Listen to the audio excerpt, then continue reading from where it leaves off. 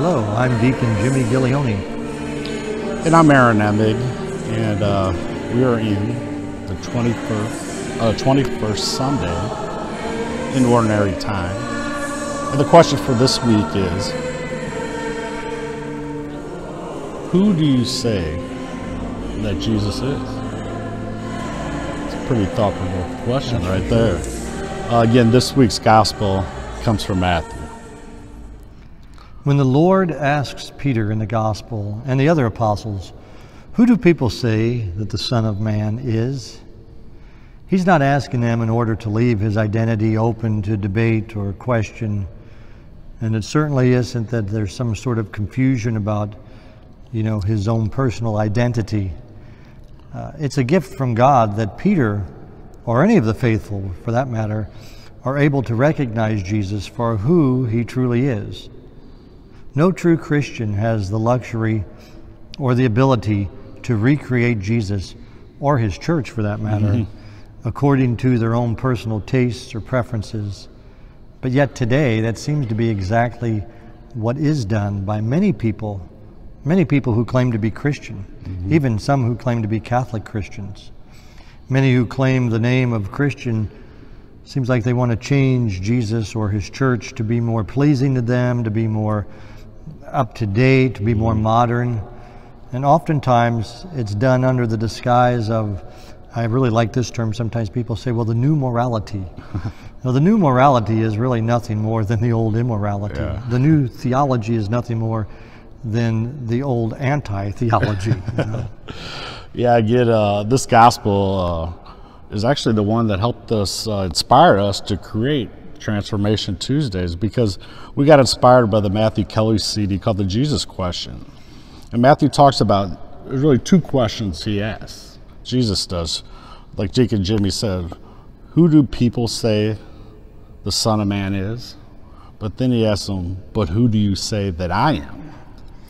And right off the bat, again, Peter just went out there, and Jesus was so pleased with his answer. And at that very moment, the Catholic Church was founded by Jesus Christ, who was the Son of God. Not founded by a human, but by God.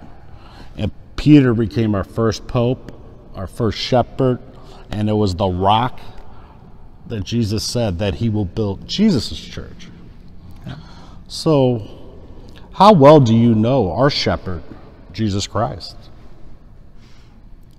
The letter to the Hebrews says, it's such a profound statement. It says, Jesus Christ is the same today, yesterday, and forever. Same yesterday, today, and forever. Therefore, do not be carried away by all kinds of strange teachings. The living office of Peter and his successors, that is the popes of the church, it is the guide and the guard they guard the faith of Christ so that no one can be led astray. And the man that we reverently refer to as our Holy Father, the Pope, Papa, Pope Francis now, he bears the responsibility and the authority that Christ himself has placed on his shoulders, beginning all the way back to Peter. And as teachers in matters of faith and morals, Jesus Christ and his church and the man who is that representative on earth, the Pope, they are not what we make of them. They are always and will always be exactly what Jesus has taught in today's gospel, what he's made of them: irrevocable, unchangeable, and essential for all of us who claim to be Christians, most especially for those who claim to be Catholic Christians. Again, in Matthew Kelly's CD, at the end, there's one advice he said out of that whole 45-minute CD. He's like, if you do absolutely nothing else in your life, absolutely nothing, and just do one thing, is to get to know that shepherd, our shepherd. So how do we do that? How do we get to know that shepherd? Well, it's a little broken record, I think, but by the daily gospels and just chatting with Jesus through prayer and just listening then, The wisdom words for the week: raise me up, set me on a rock, and you are my refuge, a tower of strength against the foe.